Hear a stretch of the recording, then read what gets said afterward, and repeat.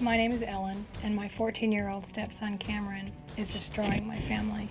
Cameron is rude, disrespectful, and hateful.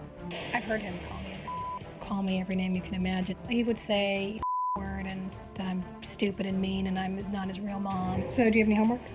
I don't have any homework because the quarter just ended. He's self-centered, stubborn, very selfish. Do you have progress report givers? No. We have family dinner once a week. He will deliberately disobey, and it always, always ends in a big fight. I think she most misunderstands that I'm not out to get her. Here, take one out of here. Cameron is a challenge for his sister. Cameron has told Jessica that she's fat, that she's lazy. My mom gets along with my sister better than she gets along with me. She doesn't care as much about me as she would about her. Cameron's behavior is affecting my relationship with my husband. My husband doesn't know how to deal with it, and he blames me. Ellen gets very angry at Cameron at the drop of a hat, and I think her expectations are unreasonable for kids. Are you going to meet someone down there? Not right now. You're just going to see who's going to show up, or? There's always people over there. I'm not a yeller and screamer when it comes to dealing with issues. Ellen is very emotional. Ellen sees Cameron as competition for my time. As a matter of fact, she said, I just don't like the kid. So when you get to a point where you can pause that, can you rake the backyard for me to do dog duty? Chores around here aren't huge, but asking Cameron to do any of them is a chore in itself. One time I asked Cameron to rake the leaves, and what should have taken about half an hour took 3 hours. When Cameron pushes me to the point where I'm done, I will either yell, ask him to leave the room. It makes me feel like I'm a horrible parent. I'm afraid that he's going to grow up without really having a mom. I don't think that's a good way to grow up. I'm not sure there's hope.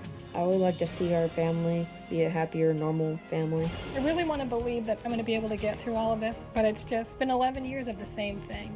Please, Dr. Phil, I don't know what to do anymore. Can you please help us?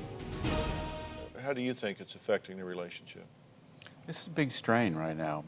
We can't sit down and have a family dinner without having a big argument around the table at some point. Well, let me cover one thing first about that you're going to wind up getting blamed and being the horrible, wicked stepmother. I think being a parent is the most noble calling that people ever have.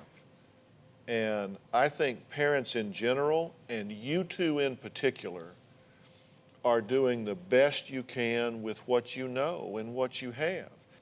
I don't know which of you is right, but I think that you, like many parents of divorce, are coming at this with a lot of guilt. You had a divorce when Cameron was 3. I think it was very difficult for him. I think it was very difficult for you. You're now in a position where you essentially have had custody pretty much the whole way, which means his mother's out of his life.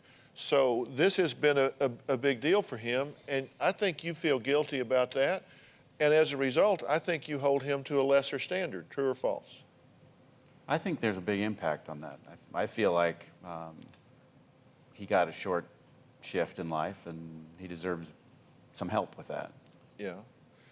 And so the question is, do you think that an indulgent or over-tolerant approach is in fact a gift to Cameron? It's like he's had it tough, so I'm not going to be hard on him now.